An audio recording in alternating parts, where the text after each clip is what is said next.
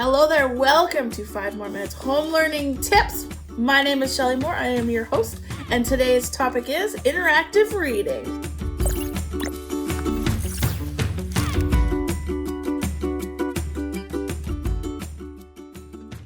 Okay everyone, hello, welcome back. It's a new week. It's Tuesday. We are here to talk about a new 5 More Minute home learning strategy. We have just finished our week and a half of looking at strategies around visuals, and now we're going to start a new little series, a 3-part series about how to engage in interactive reading. Now, I don't know about you, but I remember growing up being read to, and it wasn't interactive. It was very, very much, I would sit and I would listen to someone reading, which absolutely still has a place. But a really powerful strategy is to look at how do we take those interactions and make them like interactive, almost like a conversation. So we're going to look at 3 strategies over the next couple of weeks to be like, how do we do this? How do we make our time together reading to be really, really purposeful? So let's talk about this. Here we go. So interactive reading, what is it? How is this different than just the reading that maybe we grew up with at home? And I think interactive reading is really kind of taking a step back and saying, well, wait a second. Reading is more than just decoding sounds and symbols, okay? Reading involves a whole bunch of things, behaviors and understanding. And so part of this is when we're reading to our kids, we want to make sure that we're not just modeling how to decode, but also how to model thinking and the behaviors needed in order to engage in a conversation with a book. Because as kids get older and they become more independent in their reading, we don't want their engagement to only be decoding, right? We want them to engage in interactions with an author, with a voice, with a character. And so this is a way that we can model how to do that. So basically, when I think about interacting with text, I just really think about, that idea of how do we have this conversation with this source. I think it's also really important to acknowledge, though, that, when I grew up, reading aloud was only with books, but I think we've really understood that our definition of text has really grown, and we can have this type of interaction with not just, with books, but with many other things. We could do this with movies and with podcasts and with pieces of art and comic books, basically anything that is communicating information to us could be something that's being read or watched. And so the strategy that we're going to look over the next couple of episodes are going to be things that you can have with your kids or your family members anytime, right? Whether we're watching a show on Netflix or we see a piece of art, or even with so much that's happening in the world, talking about the news and kind of current events in this type of way, it really kind of engages the thinking around the source, which kind of leads to, well, why is this useful? And so when we talk about this idea of interactive reading for information, what this is really helping us to do is to model how to make meaning, right? How to build comprehension of a text, really start to ask questions about not just what the text is saying, but why, what's the message, what's the voice. And, as we're beginning to learn how to read, sometimes those big kind of questions are overlooked. And it's not just about the sounds, but of letters, but thinking about what's the message? What's the message of this text? What this also does, though, is that if a student is having a hard time decoding, right, a really good strategy to help decoding is comprehension, right? And so this builds kind of another muscle to help kind of when we're stuck as readers, is to build that comprehension muscle. Because it's modeling how to think about text. It's modeling how to ask questions. It's modeling how to be critical. It's modeling how to make connections. And so basically, we're exposing our reading partner with our thinking and kind of showing them in a way that almost becomes visible and modeling what that process is. Because often we assume kids can do that, but they need to see it. They need to hear it. And so this type of strategy is really a modeling strategy of how to think and thinking out loud and being able to be like, how can I take this source or this text and have it really provoke thinking and understanding? Okay, so and how do you do it? Well, the first step is you need to have a selection of text as much as possible. I would suggest this lovely collection of anti-racist resources to read with your family members from kids' books. But let me tell you, the more text, the better. It doesn't have to be books. You can have many, many, many, because the more that you have, the more choice that you have, because having your reading partner to be a part of that choice is going to increase engagement, which, as we know, is a really, really huge priority right now. And so when we're thinking about having conversations about texts, we're going to think about how we can have these conversations in 3 different chunks. Okay, so we're going to look at each of these chunks over the next few videos, but the 3 chunks are: what can we talk about before we read? What can we talk about while we're reading or during reading? And what can we talk about when we're finished reading, okay? Because each of those have a different purpose. And so each video we're going to devote, kind of commit to each of those chunks so that we can build this over time. Otherwise, this video might be way too long. So today we're going to talk about some things that we can interact with before we read. And so we're going to look at a strategy today on how to do that. And this is a strategy I learned when working with students who have disabilities specifically, because these literacy strategies are for everybody, right? But as we know, a lot of our kids with disabilities might need more support to be able to engage in these conversations. And so this is a strategy that can really help us to have these conversations. It's called the CAR strategy. And it's not new. 1999, folks, but basically it's a way that you can interact with someone who may not be able to in the moment communicate an answer, okay? Because we want to make sure that we're modeling conversation, not necessarily this isn't an interrogation, okay? So this strategy it's an acronym that spells out CAR, C-A-R, and basically it follows their prompt for the read alouder, okay? And so basically, you have to really pay attention to the person that you're reading with, right? So if I'm reading with someone, I'm going to, we're going to choose a book together, and then I'm going to really pay attention to what they are engaging with, okay? So for example, if the person I'm reading is really paying attention to a picture, or is really paying attention to maybe like the shape of the book or how it opens, that's what I'm going to make a comment about, okay? So say, for example, I'm looking at a book and my reading buddy is really kind of pointing and looking at maybe a person or a character on the cover, okay? So then I would make a comment. That's the C, and I'd just be like, hey, look, hey, I think that's going to be a character in a book. So you make a comment modeling what someone might be thinking, okay? And then we're going to have a little waiting time, because you never know. Maybe that might evoke some thinking. And then we're going to ask a question about that. So that character, do you think that character is going to be in the book? What do you think? What can we say, or what do we know about this character by looking at this picture? And then we're going to pause. Now, regardless of if this person can immediately answer that question is besides the point, okay? We are presuming competence, and that even if they can't respond verbally in that moment, they can still understand what I'm saying. So I'm going to pause. I'm going to see what they do. Maybe they'll point to something. Maybe they'll say some words. And then after a little bit of time, I'd be like, yeah, you know what? I think that this character is going to have a really, really, really important role in this book, because you know what I see in her face? I see some pride. I think she's overcome an obstacle. And so basically what this is we've answered the question, but we've also added onto it. And so like, if you're like in a car, if you're on a plane, if you're like going to bed, reading to your kids before bed, this type of modeling of thinking is a way to get kids involved in the text without them necessarily having to be speaking, which for kids with disabilities is really, really important, because what often happens is, well, kids can't speak, therefore they can't answer my questions, therefore they can't engage. Whereas we're presuming that kids can understand, and so we're going to have those conversations. But what makes this interactive is that we're really, really attuned to what they're paying attention to.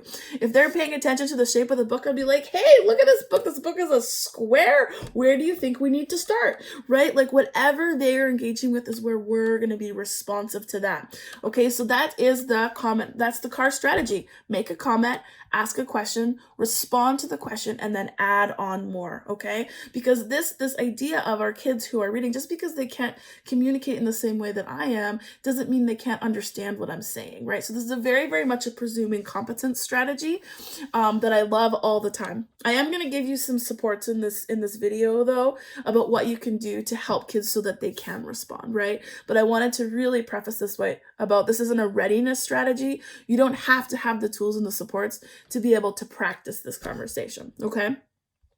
So here are some of the supports, okay? And so this is what there were so many resources online, but basically a way for kids to be able to respond interactively is, we've talked about it, visuals, right? And so up until now, we've really talked about visuals as a way for us to communicate in a way that's clear. This is a different strategy, though. This is a way to use visuals so that kids can express themselves, okay? And so in this type of a scenario, we want to kind of really anticipate in an age-appropriate and friendly way, student-friendly way, what might they say in an interaction, okay? So this first communication board that I'm putting up here, and I'll have links to all of these resources at the end of the video, but this is an example of just kind of a general kind of interactive reading communication board that, in my comment ask response, I can tailor my questions so that my reading partner can actually be able to point to and interact in response to questions or comments that I'm communicating. I can also use this as a prompt to say, hey, can you find certain things, or can you point to, or hey, let's look at the pictures. So these can be used kind of as an understanding but also an expression tool. The ones that I really think are really cool, and this is something that your school and your support teams can really help you with, is that there are some really, really very cool tools that can be built, especially if you have any connection with a speech and language pathologist, where there's basically communication boards designed for interactive reading that are specific to a particular book, okay? So here's an example. This is the Hungry Hungry Caterpillar, a book we all know and love. And then this is the visual communication board that's designed for a reading partner to be able to interact with and respond with questions that another reading partner is interacting or is asking. So these take more time to make, but if you had a collection of these, and many schools do, to be like, hey, like this is something that I could, interact and read with my child about, if you do have these resources. And often if you don't have them at home, schools most likely have these resources. And so even if there's a book that your child loves, right, just be like, hey, can you help me create some visuals for this book so that we can have an interactive reading experience? What I think that there's not enough of, and I tried to find this and I was kind of disappointed though, is that there's not a lot of resources for books that aren't primary age, right? Like I was even looking for like visual supports for Harry Potter books, like just things that are, a little bit more, I don't know, age appropriate to a lot of the kids that we're working with, because that's going to be one of the troubleshooting questions is, what if your kid isn't 4, right? What if your kid is 10? Because these strategies are good from like all ages of life, but we also want to make sure that the books we're reading are appropriate to the ages of the person that we're working with. So it's very possible that these will have to be created, but if you are a family connected to a school, the schools have resources to create these types of things, and that would be a really cool project to do together with a support team. Okay, so how do we do this? And so I guess came up with a couple just examples of some questions or some prompts to use. This is actually an example of a shared reading visual aid that was from News to You, which I have the link at the back. But basically it's this idea, like what are some things we can pay attention to while we're interacting in a reading experience? So I've kind of organized this by CAR, right? What are some things you can comment about? But I guess the biggest part here is make sure that what you're commenting about isn't what you're noticing, but really pay attention to what your reading partner is noticing, and then just be like, oh, look at that. Yes, I see you're pointing at that thing, or they choose a particular book. Oh, I love that book. It's so good. Or, I wonder what we should be watching or reading today. Like just speaking out loud is going to help that conversation and that development of thinking. Another thing after you kind of do that comment prompt is to continue with that. So if a student is holding the book and kind of maybe looking at the cover, you can say things like, hey, where's the title on this book? Can you see it? What does it say? Can you point to it? You can talk about the author. Where's the author? Do we know anything about that author? You can talk about the topic of a book. You can talk about, you can make a prediction, like, what do you think we're going to read about today? But like, don't stop your questioning in fear that it's not a good question because they can't respond, right? They're absolutely responding, you maybe just not be able to hear it, okay? And so this is why we have to still ask those questions. And then if they can't communicate to you, then we're just going to keep communicating back to them to be like, hey, you know what? This author looks familiar. I think I remember reading about this author. Maybe we should go investigate. What other books do they read? We're going to talk to them like they are a competent individual who is understanding what we're saying because they can. Okay, so this is a really good strategy also for us to practice our conversation and talking to people in an appropriate and a way that presumes competence. Okay. So just some examples here. I'll include these in the notes as well.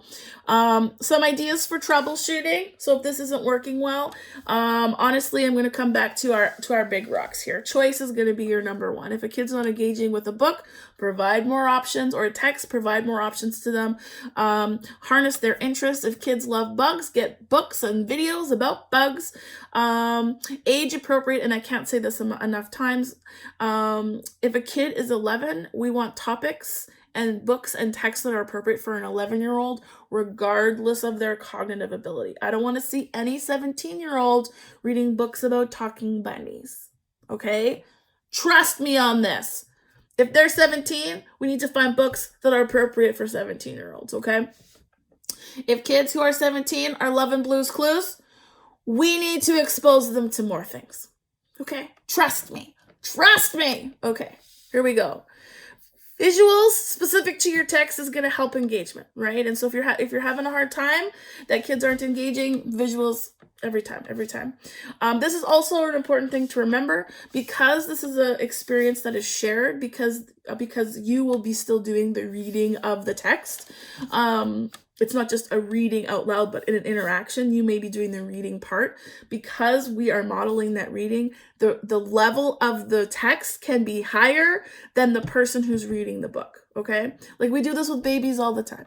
We read to babies all the time. Not because we expect them to decode back to us. We do it because we're modeling the behaviors that we will be expecting of them one day, right? We're modeling. So keep that in mind. It doesn't matter what the ability level is. We are modeling behaviors for how to be literate. We are modeling behaviors about how to interact with a text, okay?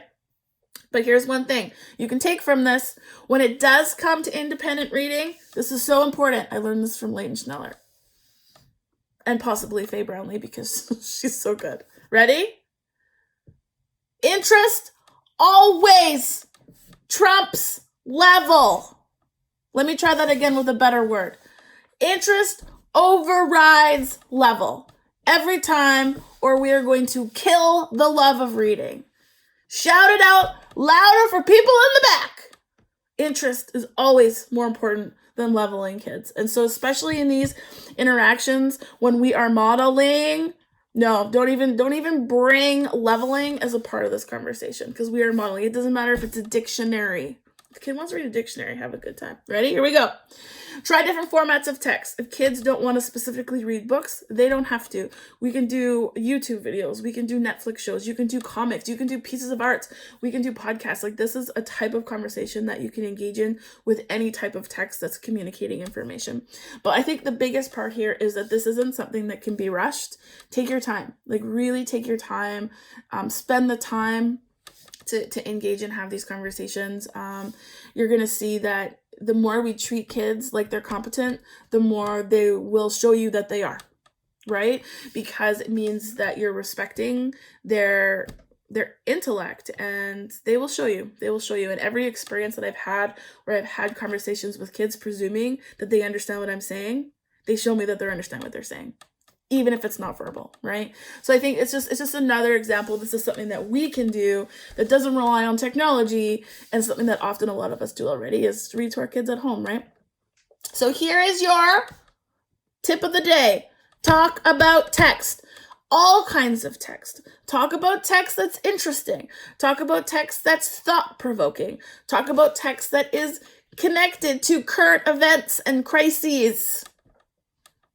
like right now.